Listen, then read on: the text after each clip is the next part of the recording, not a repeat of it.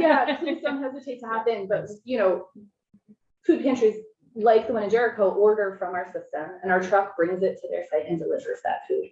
We also offer grants to our network partners, and that's a really important piece of it, particularly for Vermont agriculture. One of the grant programs that we've been able to really take advantage of, or offer to our network so they can take advantage of, is our Vermonters Feeding Vermonters grant program. And that food program is essentially, the goal of that is to purchase Vermont farm products from Vermont farms at market rates and distribute those to people who need to access the charitable food system. So whether it's through a Veggie Van Go, through our network partners, through some of these produce drop and go programs, you know, we're really trying to make sure that there are multiple distribution points.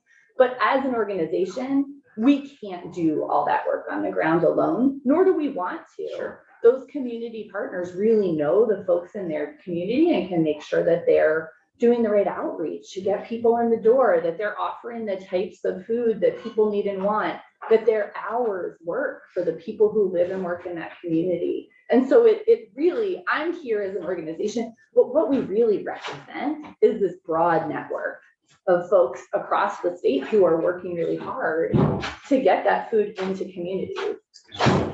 Could you tell us how does the farmer, do they bring the food to your warehouse? How does that just? So there's really two ways that work. Yeah, there's two ways that work. So we as an organization operate 3 warehouses, one in Brattleboro, one in Rutland, and one in Barre. And those are big warehouses with like loading dock truck bays and, you know, large facilities where we're using fork trucks, right? So the farmers that we work with to buy in bulk for those facilities are large farms who can deliver pallet-sized loads, right? Where we work with a farm in Williamstown who brings us pallets of potatoes, and those go into our warehouses and then get distributed out either via Veggie Van Go's, or we do produce pickup events regularly with our network partners where we'll show up in a parking lot and they all come to the truck and bring the produce that they want back to their site. And so, you know, or we're delivering it on a weekly basis on our large delivery trucks to those locations with the rest of their order. The other way that we do that work is that we offer grants to our partners where they can get up to $2,500 per grant, you know, these new grants. Then they use that money to purchase directly from farms in their community. So we're building that relationship between our local network partners, our food shelves, our food pantries, and local farms. And people love that because they go into their food shelf or food pantry and they see, you know, what Dan grew down the road, and they know his farm name and they know his, you know, lettuce and his produce. And all of our network is doing that in different ways. Some of them are purchasing CSA shares that come in on a weekly basis, and people can come and shop the CSA shares. Some of them purchase CSA shares on behalf of families, and the families go and pick that up from the farm. Sometimes they're ordering, there was a farm in Barton that the Northeast Kingdom Community Action contracted with and bought beef from. And so they would get that beef sort of on a semi-regular basis because they only had so much freezer space in their facility for people to come and pick up the beef. And so they had this agreement with this farm that every X number of weeks, they would come and pick up beef from them. So it really, those grants really put the flexibility in the hands of our network partners and our farmers to figure out how to work together to make sure that people who can't afford that food are able to access. Are those federal grants? They are not. No, they are private grants through the Vermont Food Bank. Okay. Yeah. Yeah. And we try to make the application process as easy and smooth as possible so that it isn't a burden on our network to get those funds to do that work. Do you have any idea how much or how many pounds of Vermont products you? I don't, but I can tell you the dollar amount that we were able to inject into the Vermont economy. It was $2.4 million last year. And that farms, is our farms. That is not any sort of economic multiplier. That is direct dollars that the Vermont Food Bank spent on Vermont farm purchases. That's great. So that's good. Yeah, but we probably eat millions of dollars. So there's room there to grow. There is, and I will say, over the course of the No past, pun intended. pun intended, this is the place for it. I would say over the past few years, we have had to do much more food purchasing than our system, sort of was traditionally built for. Food banks are built to receive donated food and redistribute that food. The need over the past several years has been growing at such a rate that we have been purchasing much more food. And this is where I may point to the handout that I sent you, or I handed you, the second page. I don't know if YouTube can see this. The second page. There are a few different federal programs listed on here. The top program in that middle bar on the second page is called TFAP, and that's the Emergency Food Access Program. And that's a federal food program that the state of Vermont administers, and the Vermont Food Bank works together with the Agency of Education. And that is a huge source of food for us in our network. It provides what's essentially USDA commodity food that goes out into our network and can either be used at those meal sites to prepare food, or can be, there for folks to pick up. And it is no longer like the old-fashioned commodity cheese and like a white brick that used to happen, a few years back. The USDA has started repackaging that food. It looks like shelf brands. It is sort of like an off name, it's like. Is it still cheese though, or are there other things? Okay. There's lots of other things. There's lots of other food. And it really varies depending on what the USDA contracts with these huge farms around the country for. And so that is one source that has been really readily available during the pandemic. In the past year, the amount of food available to us through that program has declined by 40%. We expect that decline to continue. There may be some ebbs and flows in available food based on what the USDA chooses to do and what kind of funding Congress gives to the USDA for that program. Yeah, because they report to us, we're buying all this stuff and trying to, keep the market somewhat tight. And then you do read about the millions of pounds of butter that they have stored. It's a little bit of an opaque system. I will agree with you on that. Yeah. So the food shelves in my area, but a lot ask for private donations and stuff like toilet paper and those things. And what's never been really clear to me, I'm clear there's lots of help from all sorts of different places for the basic food items and the food types. Is there any avenues for those things like toilet paper and basic?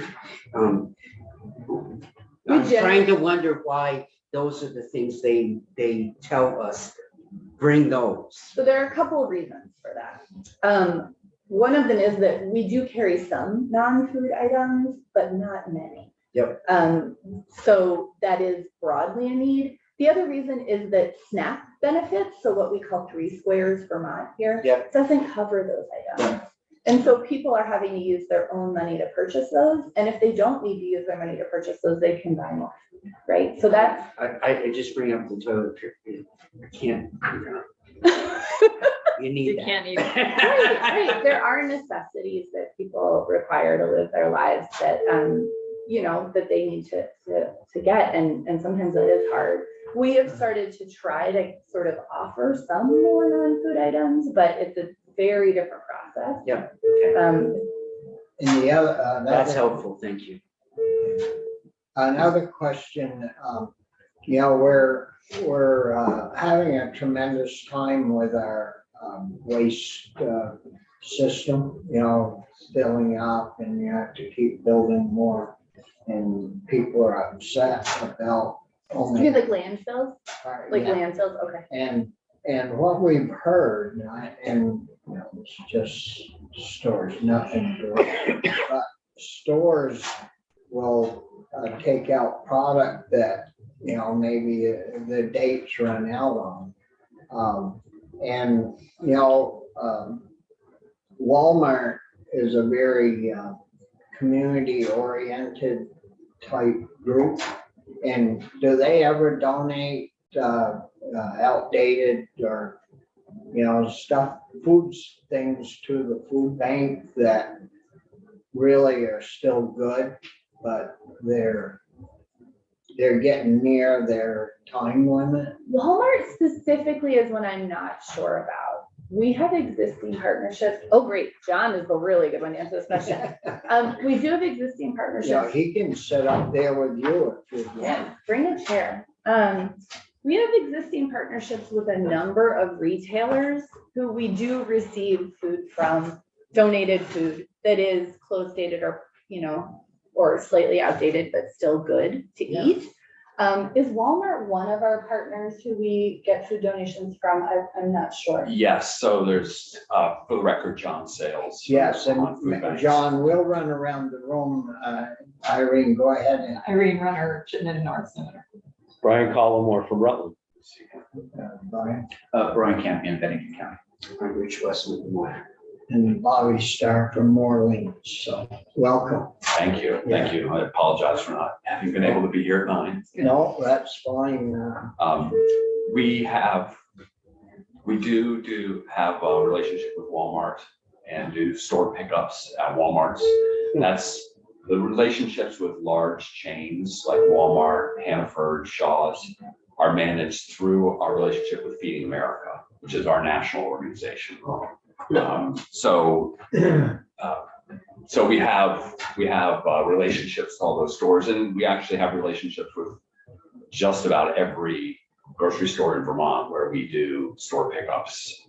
Oftentimes it's the local food shelf that will, we train them and give them the equipment so they can follow the food safety regulations, and then they. We're okay. Okay. So you must handle, if we can pick that food up and get it out to people, it isn't going to the landfills. And so that's good. Yeah. I can confidently say we are the largest food rescue organization in the state, keeping food out of landfills. That's good. Yeah. Right. Do you do anything, I'm just thinking of the single parent, not a lot of time to prepare things. Do you do any kind of, prepared stuff, or even instead of just a bag of carrots, but it's kind of already ready to go, anything like that? I know it's hard, but I'm just thinking of the single mom, single dad, coming home from work and just Us real. when we all get home Yeah, from work. yeah, We want yeah. to cut everything up. So the food bank itself doesn't, we don't do prepared You meals. don't process. There was, we don't process. We've worked on projects around that. We do get some food that is ready to eat, our meals, usually, it's the, Like frozen meals or something. yeah, or, frozen meals, or the meal kits where you just add some ground beef and it turns into a meal. We do get those and distribute those. Yeah. And those are available at food shelves, and, there was, for the last couple of years, Vermont Everyone Eats, which was working with restaurants, kind of a different model, which is very popular. And so we've also had partnerships to explore like processing and preparing meals. For a number of years, 5 or 6 years, we were working with the Center for the Ag Economy in Hardwick to figure out how to do that like processing. So instead of, a 5-pound bag of carrots, they're, small carrots, or they're coined and blanched and frozen. So you just heat them up and eat them. The challenge is that it's just really expensive. And the issue is actually labor. You can't use volunteer labor because it's specific machinery, and you have to be trained on it, and to have people who are, it just was too complex. Okay. We also did projects with them to create prepared meals. We did a macaroni and cheese pilot, which was a little, a tin of cooked macaroni and cheese, and just heat it up. Again, it was very popular, but getting the ingredients and manufacturing process at a price point that made sense, just didn't work. One way that we have had success doing that. I just want to add, the food bank in Maine, Good Shepherd Food Bank, there's also one food bank in Maine, actually has purchased a processing plant. And they're doing a project with broccoli. They grow a lot of broccoli in Maine, where they're cutting the florets and blanching them, and then working with Wyman's, the blueberry company, and using their facility out of season to freeze it. And it's going to be a product that will be available in Hannaford. And if you purchase it, it's going to, the proceeds for the sales in Vermont will come to the Vermont Food Bank. But that they'll also have that available at wholesale, at their cost to us, so we can purchase that from them. And hopefully they're hoping to expand to other food products. But they're starting with broccoli this year. But that's gonna be on a limited basis. It's an off-season type operation that'll work when the blueberries are. Right, and when the broccoli's coming right is when they're not using the freezing capacity of the blueberry plant. So they're hoping to add some other Keep it crops and maybe running. do some processing too.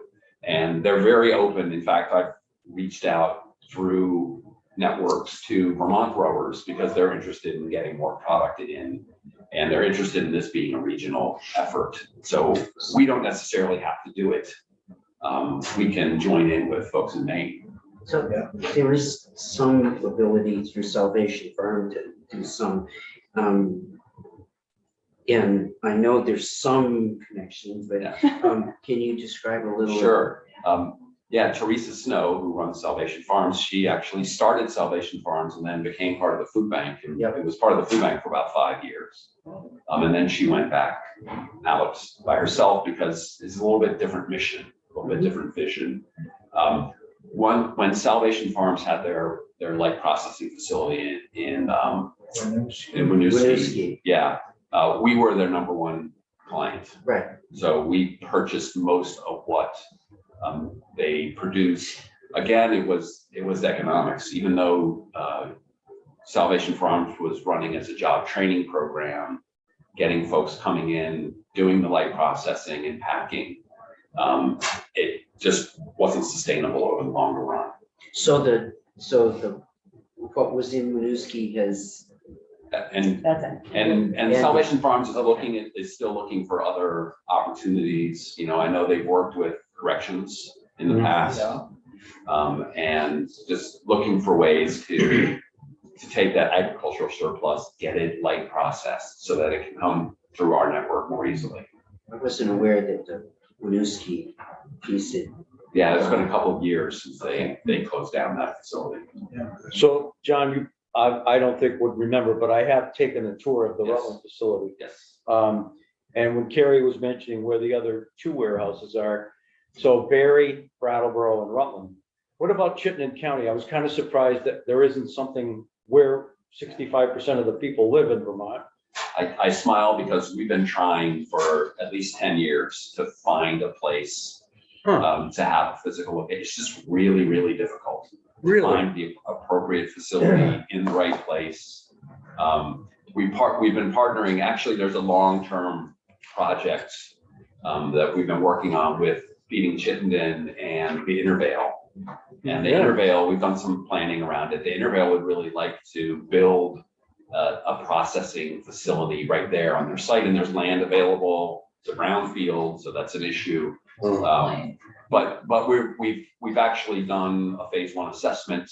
We're talking to the city of Burlington. We're talking to Senator Sanders' office about, trying to start finding some money for that. But it would be a project that would combine, the food bank, Feeding Chittenden, and the Intervale.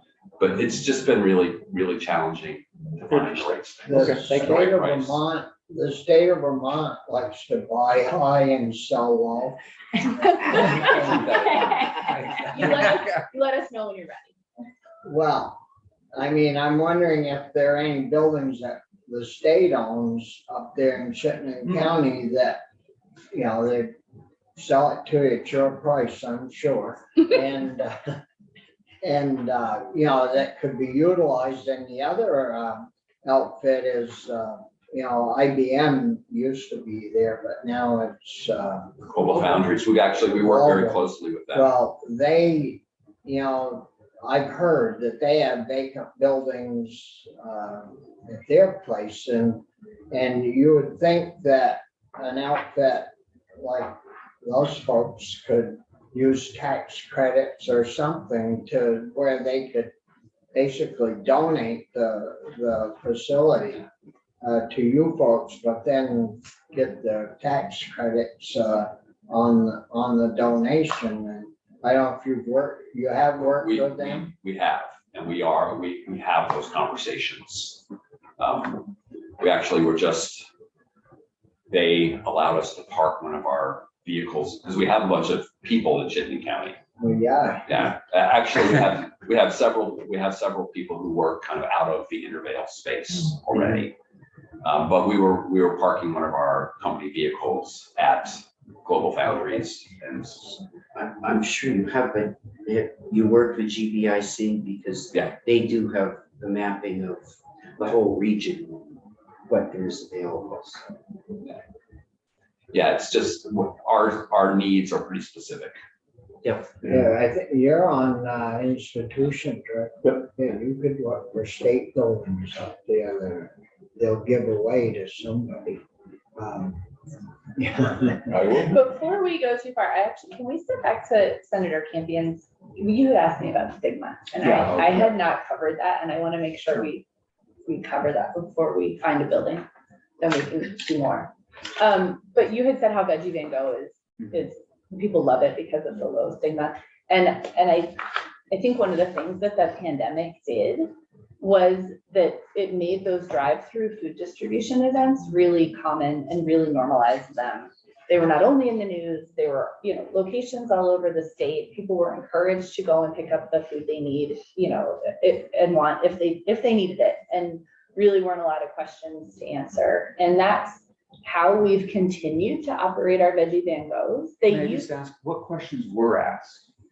You said not many questions were. How many people asked. are in your household? Okay, And Okay. how many households? And how many households are you picking up for? and that's it. That's Okay. it, not how much money do you Yeah, make, what's great. your last name, give us your Great, social okay. security But number. no food shelf does that, do they?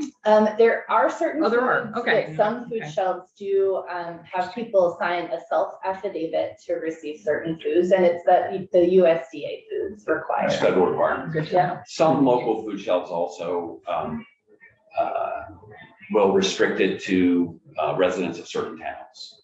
So their town and surrounding towns, so they'll ask for some sort of identification, Or and you- they keep you on file. Or you can only visit a certain number of times a week or a month. So those Veggie Van Gogh events, people drive through, they open their trunk, volunteers load, who have, you know, packed these boxes and bags, load them into the trunk. You know, for the 3 households they're picking up for, they give them 3 households worth of food, and they say, thanks and have a great day. And so that stigma piece, you know, no one's telling anyone their name. You don't Yeah. necessarily have to prove your residency. There's really, it is much easier for people to feel comfortable. The other piece that we've heard from people at Veggie Van Gogh is that they really love receiving local produce because they know it's helping farms. Yeah. Right? So it's that circular give back where they know that, you know, even though they're in need of assistance, someone is being helped in the process of it. And that is sort of something that even folks who need food assistance really appreciate. So, I'm sure that Carrie has mentioned our, and I see the handout there, the food bank's $3 million base funding I've not request. mentioned that yet, no. Got off and- track really fast. And really what that $3 million will do is allow us to purchase as much local food as we possibly can. Last year, the food bank purchased $2.4 million in local food. She did mention that. Yeah. And, you know, we're talking a lot about local farms and people receiving that and doing processing and having facilities that we can really maximize the use of the agricultural resources in Vermont. Okay. And that's the purpose of that based funding request, is to be able to do that in a consistent way. Our purchased food has increased pretty dramatically since COVID began.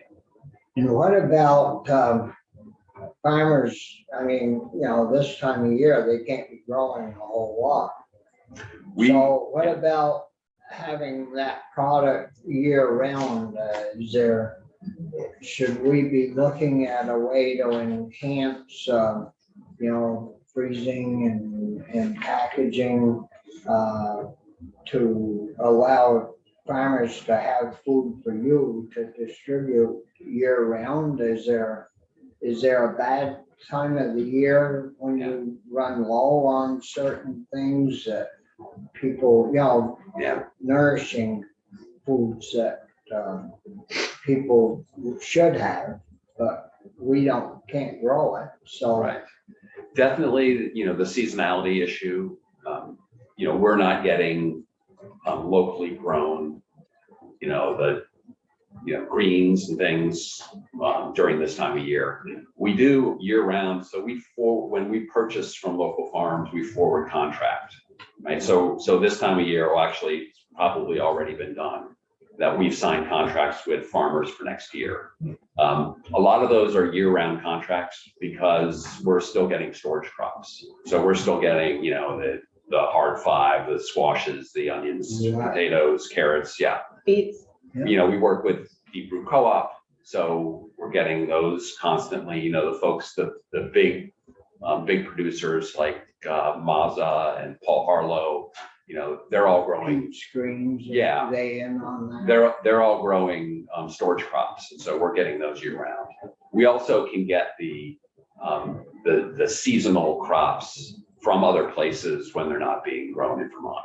But like what Maine's doing, if there were the capacity to economically likely process and freeze or some can Vermont products, then we're always on the market for those too. A few days ago, they were showing the drought in California, and there's cracks that wide in their fields because there's no water. And it's questionable how many more years we're going to be able to rely on them growing our food. And the other issue is, Vermont, we're trying to be as green as possible and cut as much carbon as we can. And we're trucking that product from the West Coast to the East Coast. And I don't know if you end up having to pay the trucking, but it's very expensive with fuel at $5 or better a gallon. And,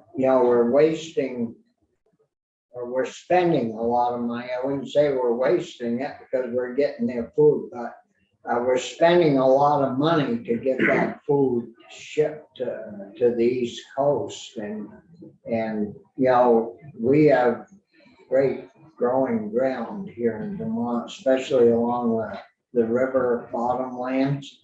And quite a few members in the legislature would like to try to get us to growing as much of our produce and right here at home, processing it and having it available to our people. So, we get rid of the carbon, we get rid of the worrying about whether they're going to get water from someplace, and it's just crazy to truck product 3,500 miles to feed our people. And we do pay trucking transportation, so we're very aware of that. We have a national network, so we're working with Feeding America, and they help. We have transportation subsidies. We sort of broker food within 200 food banks across the country. So, if there's, extra oranges in Florida or, cherries in Michigan, we figure out how to get them here. We also here in Vermont, because of transportation costs and just relationships. A lot of the most of the non-Vermont produce that we distribute comes from Western Harvest in Quebec. Oh, how's So- Quebec? Yeah, Hell, they have worse winters than we do. yeah, they have a lot of greenhouse growing. They're huge. They distribute all up and down the East Coast. We buy a lot of seconds from them, and they'll deliver us mixed loads, mixed tractor trailer loads, which is unusual for large producers. So, and you know, it's the greenhouse gas footprint is much smaller. Having stuff come down from Quebec than from Florida Oh, yeah. or Texas or California. No, that's good. Yeah, And where in Quebec where do they come from? Do you they know? grow. I think they have huge operations. Like hundreds and hundreds of acres. Yeah, or no, Thousands. thousands and thousands, hundreds and hundreds of acres, I think, of greenhouses alone. Yeah, Oh, yeah, Yeah. you know, I live around the border. Well, I haven't been going to Montreal lately a lot, but you go along out of Route 10 and you see huge fields and green, you do see the greenhouse. I figured that was all going into Montreal or over to Toronto or something, but you folks get we food. get food from that, yeah. And you know, and the food that we purchase, again, you know, the appropriation, the funding request, the food we purchase through Western Harvest, if we buy seconds, it's actually about half the cost of buying locally grown Vermont produce. But we make the commitment as a food bank to buy as much locally grown food as we can, because it's important to Vermont.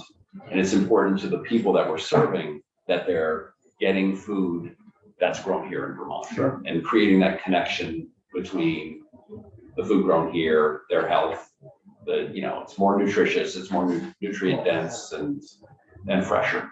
Yeah. And we're, you know, I look at it as the food bank, by distributing local food, we're actually creating new customers for local farmers.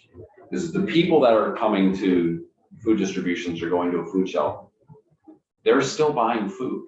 Well, sure. And when they have the opportunity to know that local food tastes better and looks better and lasts longer, then they're willing to spend a little bit more in the grocery store to purchase that also. And that their kids will like it. I think that's one of the big things. So, so besides the budget items, now, do you know if the governor included that in his budget, or is this I something don't know that? yet. We don't know. I did, you know, in August, have a conversation with Commissioner Gresham and his deputy. And we presented all the information to them. He told me he would talk to the governor about it. And I followed up with Adam and, you know, They don't tell. they don't tell, No. as you know. So we're waiting for the governor's budget address also and for the budget to come out, but we have made that request. Yeah, well, it's good to know that because, you know, if he only went part way, two of us in here also sit on appropriations, so, you know, ag gets used. If I can convince him, we get along pretty well. One of the handouts that Didn't you even have, hear that. So that's good. one of the handouts that's in front of you is the detailed request that we made to the governor's office. Yeah. And it has both information about why we need that funding, but information about how we'll spend that funding. And like John said, you know, primarily to purchase Vermont foods. Yep. And then the cost to distribute those foods. Well, I think in the past, we've used the food bank pretty well. If my memory serves me right. Yes, Uh, yes, the last few and, years. have Well, been, and you folks do a good job getting the food out to our citizens. And so, I mean, it's a good working relationship, I think, all the way around. Yeah, I can't especially with two appropriations members here, I miss the opportunity to say again that I know that there are going to be some ARPA funds that are appropriated and not spent. And there is a deadline on that, and the food bank is the ultimate in shovel-ready projects. We can get food, money out the door, helping Vermonters very quickly, so keep that in mind. Do we need a processing place of our own here in some ways? I know Hardwick's working or tried doing it. Yeah. You know, that's a broader conversation, and we are part of the Farm to Plate network. We work very closely. There's a whole other food resiliency plan being developed with Ellen and some other folks. She's And coming in. Yeah. next week. And just so you know, we're part of that process Yeah. and very much dialed in with those folks. Yeah. Yeah. Richie? This is all really quite general.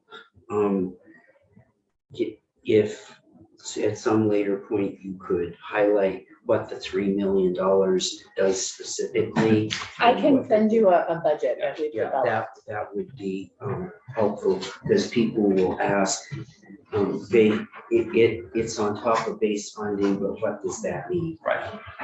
Yeah, and just to be clear, the reason we're asking for base funding is very much related to that forward contracting that we're doing with Yeah, farms. so you plan And, on- if there's any matching or anything that goes on in this, any of that would be helpful. Yeah, we do have a budget. Yep. Yeah, we'll follow up with you with that information.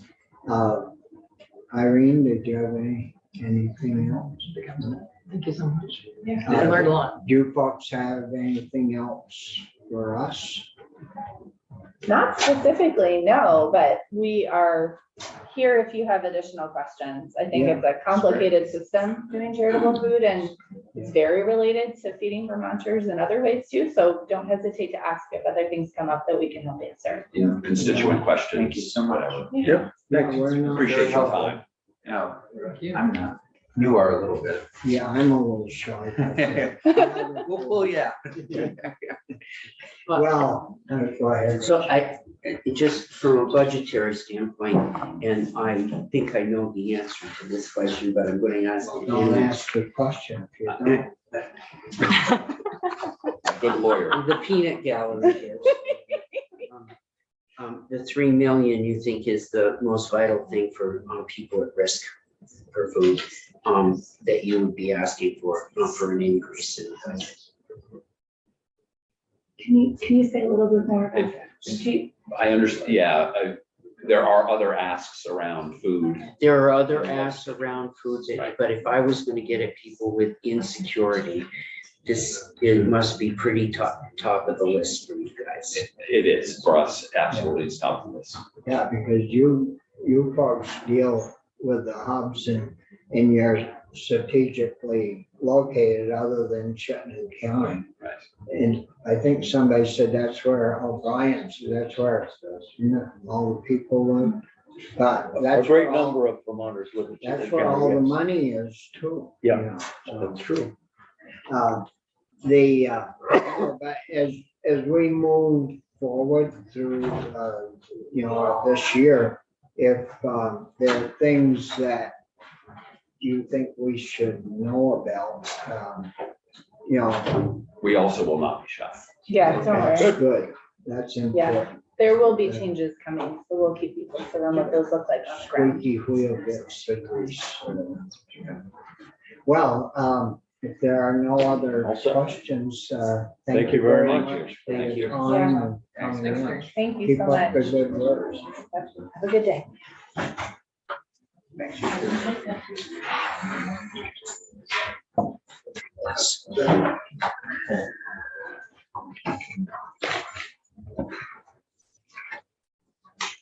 Okay, well, we got Mr.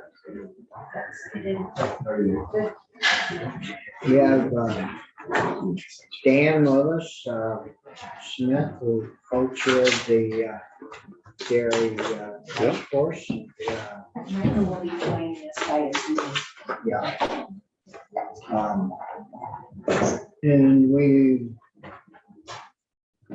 got a little over an hour, Dan. Okay. For time, so we won't, try not to rush you and. Okay.